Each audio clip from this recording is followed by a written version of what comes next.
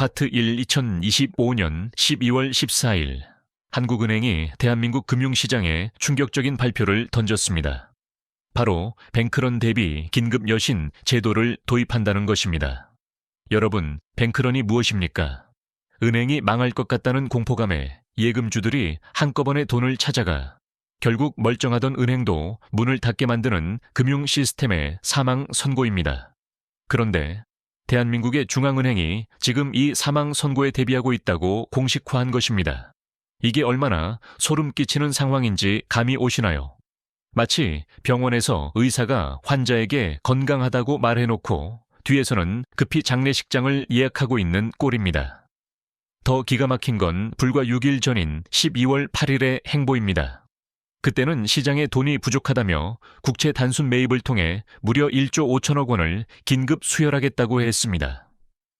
한쪽 손으로는 돈을 미친 듯이 풀면서 다른 한쪽 손으로는 은행 파산을 대비하고 있는 이 모순적인 상황. 도대체 지금 대한민국 금융시장 수면 아래에서는 무슨 일이 벌어지고 있는 걸까요? 오늘 저는 정부와 한국은행이 쉬쉬하고 있는 이 사태의 본질을 적나라하게 폭로하려 합니다. 그리고 영상 후반부에는 여러분의 자산을 지킬 수 있는 구체적인 행동 지침까지 담았으니 끝까지 집중해 주십시오. 우선 한국은행이 지금 필사적으로 하고 있는 RP 매입이라는 짓거리부터 뜯어봐야 합니다. 경제 용어가 어렵다고요? 아주 쉽게 철없는 아들 이야기로 바꿔보겠습니다. 사업에 실패한 아들이 아버지에게 찾아옵니다. 아버지, 딱 1,000만 원만 일주일만 빌려주세요. 일주일 뒤에 꼭 갚을게요. 아버지는 믿고 빌려줍니다. 그런데 일주일 뒤 아들이 빈손으로 와서 이렇게 말합니다. 아버지, 죄송해요. 원금 1,000만 원에 이자 50만 원까지 해서 1,050만 원을 갚아야 하는데 돈이 없어요. 그냥 1,200만 원을 새로 빌려주시면 그걸로 빚 갚고 다시 시작할게요. 아버지는 어쩔 수 없이 또 빌려줍니다. 그리고 일주일 뒤 똑같은 일이 반복됩니다. 겉으로 보면 매주 새로운 대출 계약이 일어나는 것 같지만 실상은 뭡니까? 네, 맞습니다. 빚이 빚을 낳으며 눈덩이처럼 불어나는 카드 돌려막기입니다. 지금 한국은행이 시장에 하고 있는 짓이 정확히 이겁니다. 이 돌려막기의 규모를 숫자로 보면 공포 그 자체입니다.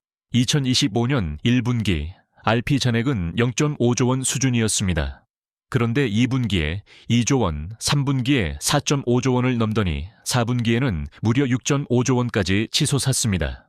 불과 8개월 만에 13배가 폭증한 겁니다. 여기에 통화 승수, 효과라는 게 있습니다. 중앙은행이 1조 원을 풀면 그 돈이 은행과 시장을 돌며 신용을 창출해 실제로는 약 14배, 즉 24조 원의 효과를 냅니다. 계산기를 두드려 볼까요?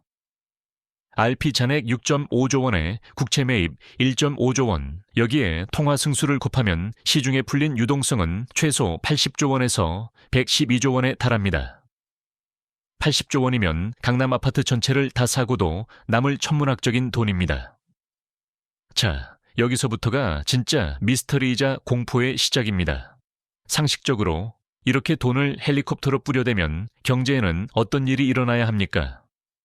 돈의 가치가 떨어지니 금리는 내려가야 하고 넘쳐나는 돈이 자산 시장으로 흘러가 주식과 부동산은 폭등해야 정상입니다. 그런데 지금 어떻습니까? 2025년 부동산은 불안하게 요동쳤지만 가장 중요한 지표인 금리가 오르고 있습니다. 한국은행이 돈을 쏟아붓는데도 시장 금리가 오른다. 이건 시장이 한국은행을 그리고 대한민국 경제를 전혀 신뢰하지 않는다는 뜻입니다.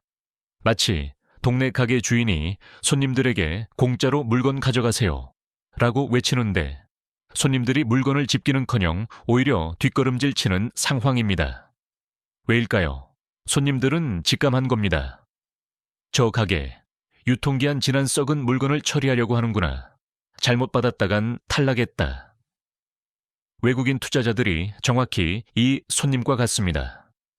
2025년 11월 한 달 동안만 외국인들은 한국 채권을 20조 원 넘게 팔아치우고 떠났습니다.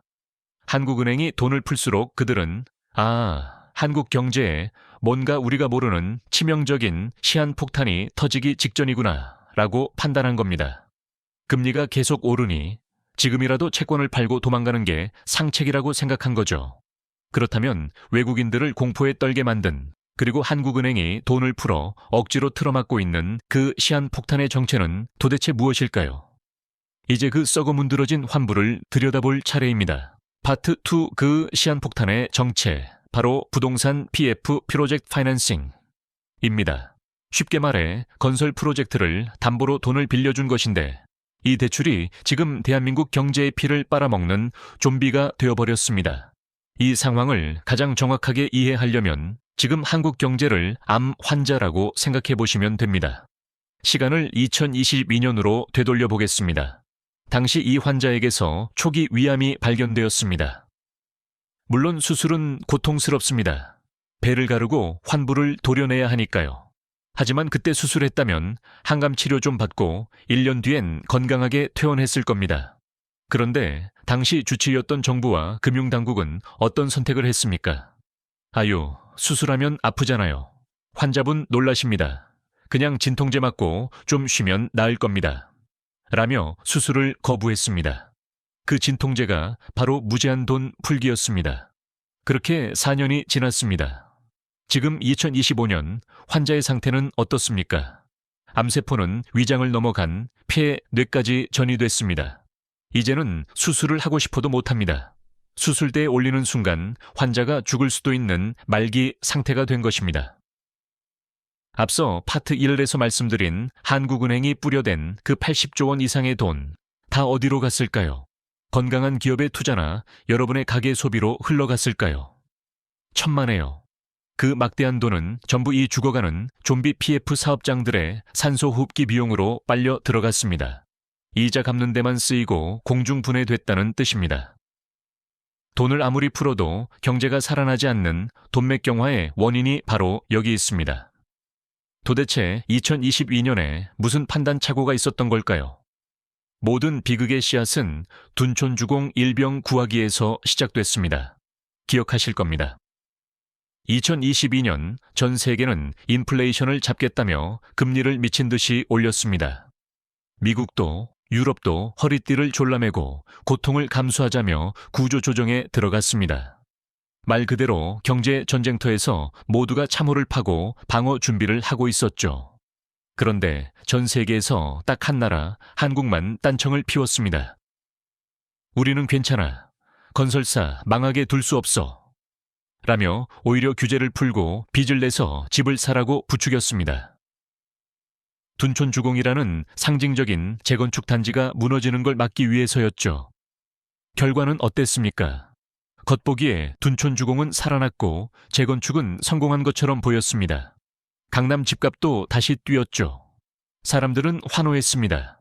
하지만 그건 가짜 회복이었습니다.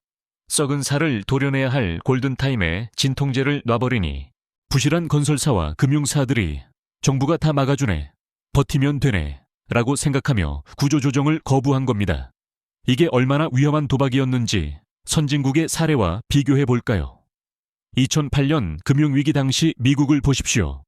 그들은 피도 눈물도 없었습니다. 세계 4위 투자은행 리먼 브라더스조차 가차없이 파산시켰습니다. 살릴 놈과 버릴 놈을 냉정하게 구분했죠. 당시엔 전 세계가 충격에 빠졌고 엄청난 고통이 따랐지만 결국 썩은 환부를 도려낸 미국 경제는 이후 10년 넘게 사상 최고의 호황을 누렸습니다. 당이 고통, 장기 회복을 택한 겁니다. 반면 2025년에 한국은 정반대입니다. 당이 고통 회피, 장기 사망의 길을 걷고 있습니다. 모든 걸 다 살리려고 했습니다. 건설사도 살리고 저축은행도 살리고 증권사도 살리려다 보니 이제는 멀쩡하던 한국은행과 시중은행까지 그 늪에 함께 빠져들고 있는 겁니다. 제가 왜 이렇게까지 격하게 말씀드리냐고요.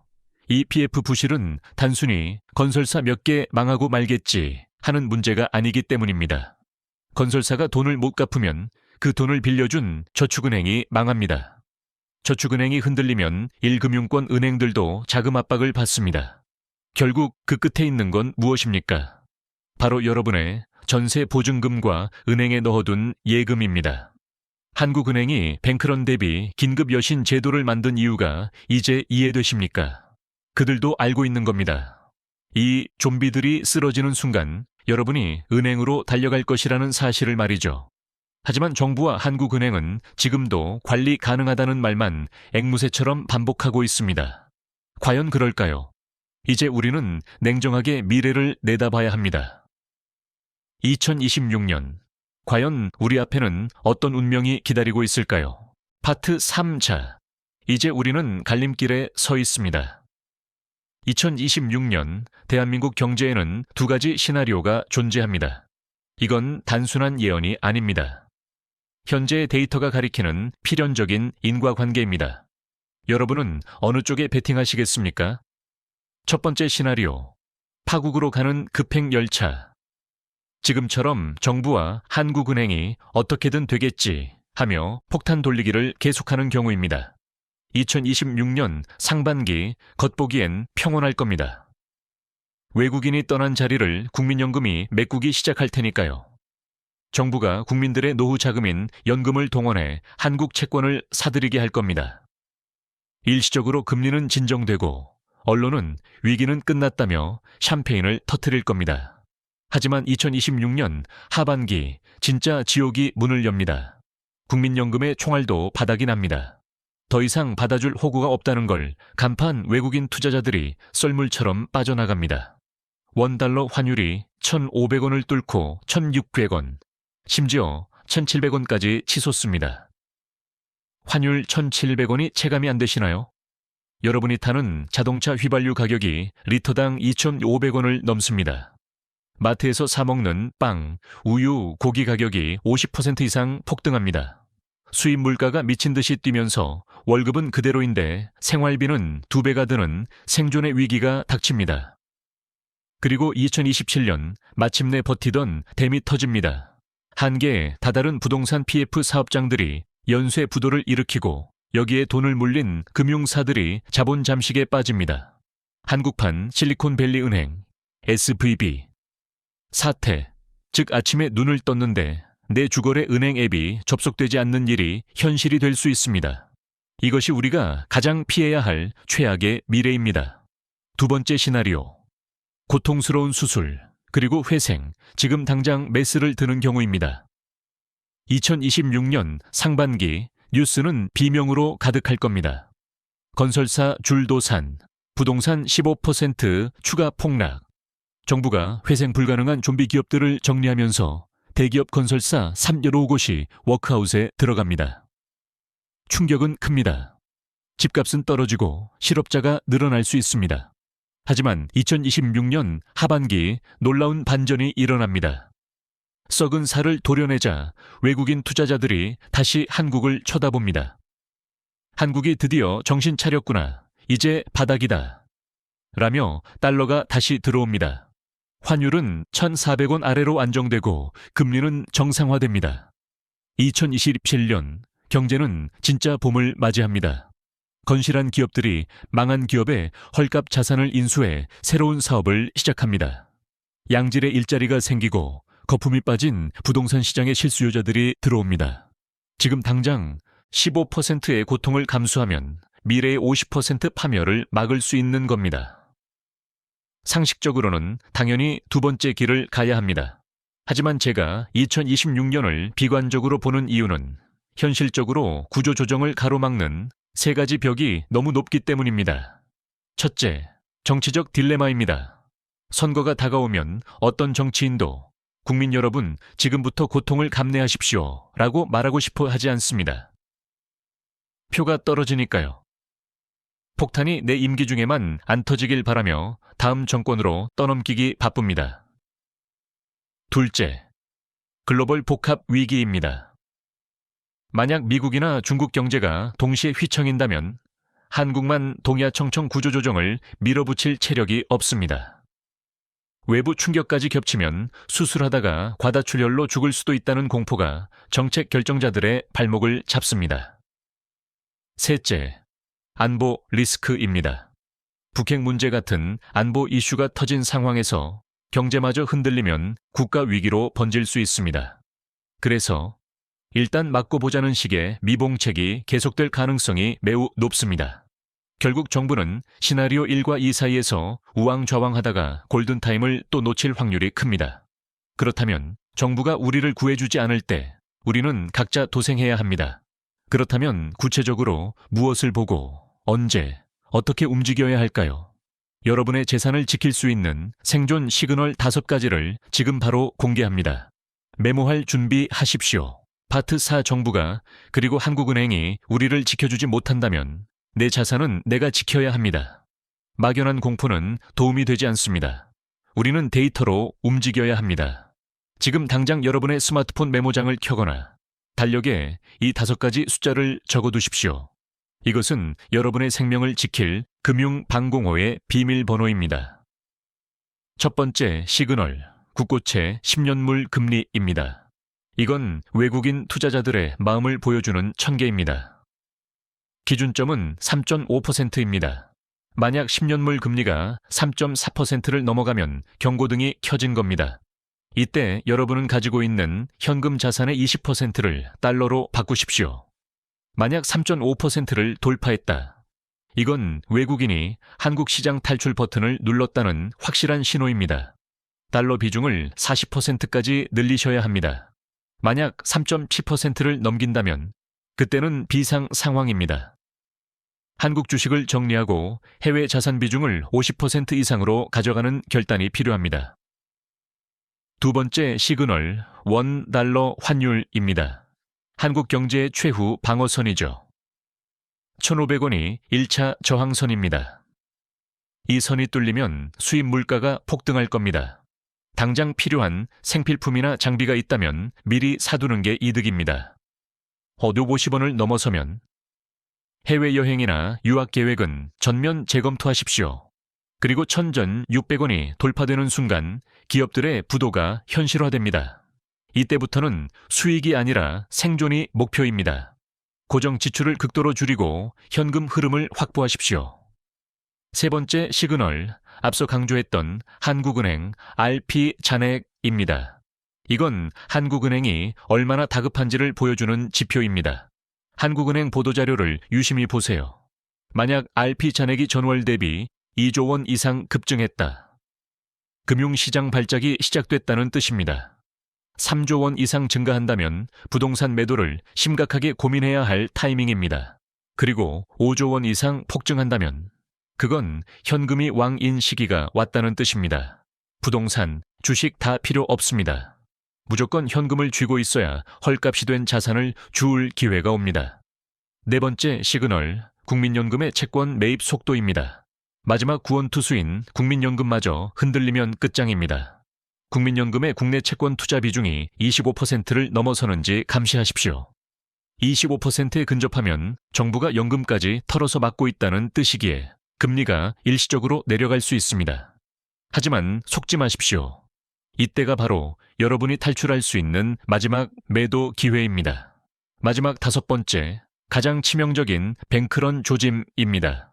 뉴스를 기다리지 마십시오. 뉴스가 나오면 이미 늦습니다.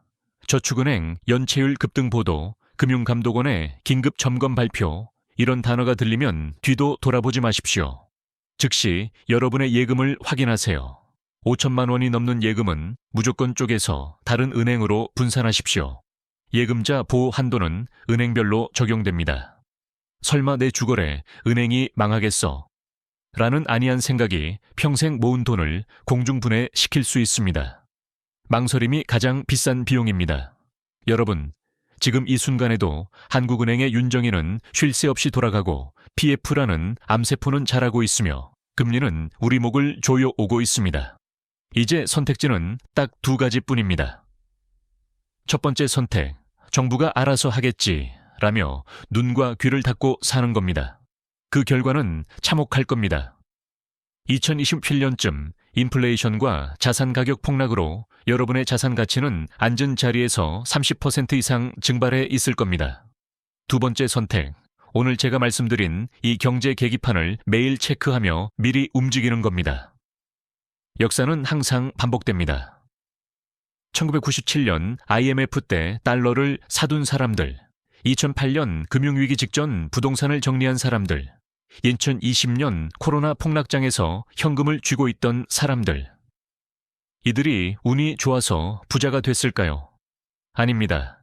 그들은 남들보다 딱 6개월 먼저 움직였을 뿐입니다. 위기는 준비된 자에게는 부의 추월차선이 됩니다. 지금이 바로 그 골든타임입니다. 부디 소 잃고 외양간 고치는 일이 없기를, 여러분의 소중한 자산을 지켜내시기를 간절히 바랍니다. 오늘 내용이 여러분의 생존에 도움이 되셨다면 구독과 좋아요로 함께해 주십시오. 험난한 경제 파도 속에서 여러분의 나침반이 되어드리겠습니다. 시청해 주셔서 감사합니다.